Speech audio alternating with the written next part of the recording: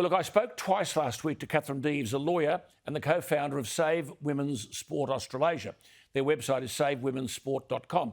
It's a non-partisan, non-religious grassroots organisation that's part of an international coalition of women's organisations, athletes and supporters of women in sport who assert that male athletes should not compete in the female sport category.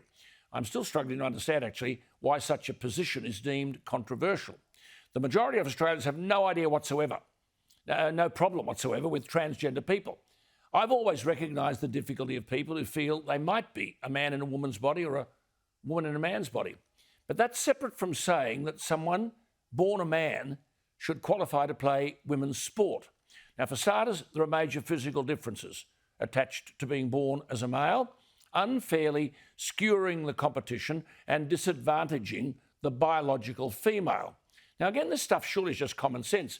Unfortunately, common sense is not common when it comes to Sports Australia. They, along with the Australian Human Rights Commission, by the way, how the coalition have not yet disbanded the Human Rights Commission, I've got no idea.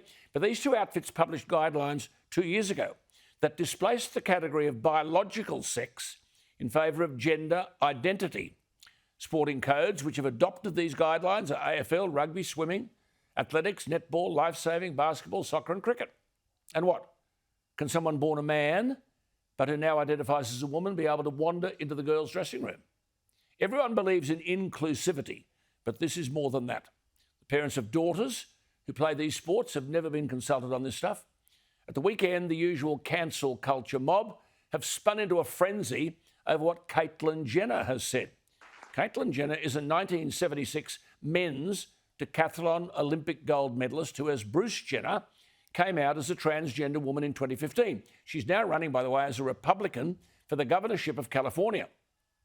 In a parking lot in Malibu, she was just out walking a dog, and a reporter asked what she thought about proposed legislation in several US states that would prohibit trans girls from participating in girls' sports. Caitlyn Jenner responded that it's, quote, a question of fairness. And she then said, that's why I oppose biological boys who are trans competing in girls' sports in school. It just isn't fair. She said, we have to protect girls' sports in our schools, unquote. Perfectly sensible response. But now the haters on Twitter have led the furore, calling Caitlyn Jenner a traitor to the trans rights movement. Caitlyn Jenner is a trans woman, once an elite athlete. I think she knows the scene better than any of these keyboard warriors. The biological advantage for being born male and participating in women's sport puts biological women at an increased risk of serious injury. I know what many of you are thinking. What does the Morrison government stand for on this issue?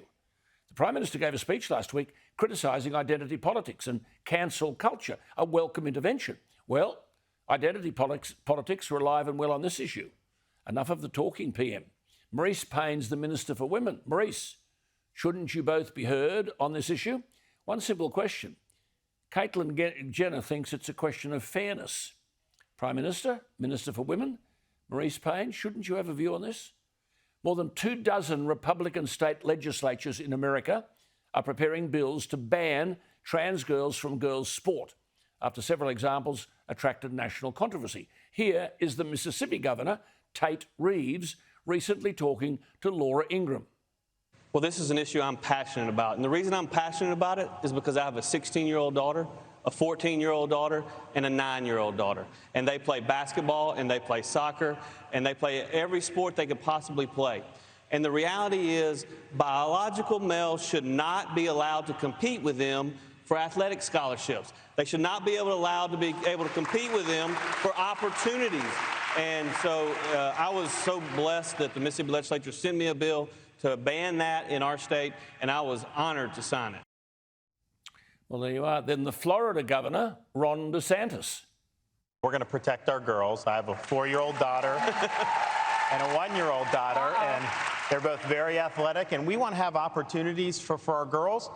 They deserve an even playing field, and that's what we're doing with what Mississippi did, with what Florida did, and I know what other states are going to do, so I look forward to be able to sign that into law. Well, why can't we get a statement from our political leaders? Or do we just run away from the tough stuff?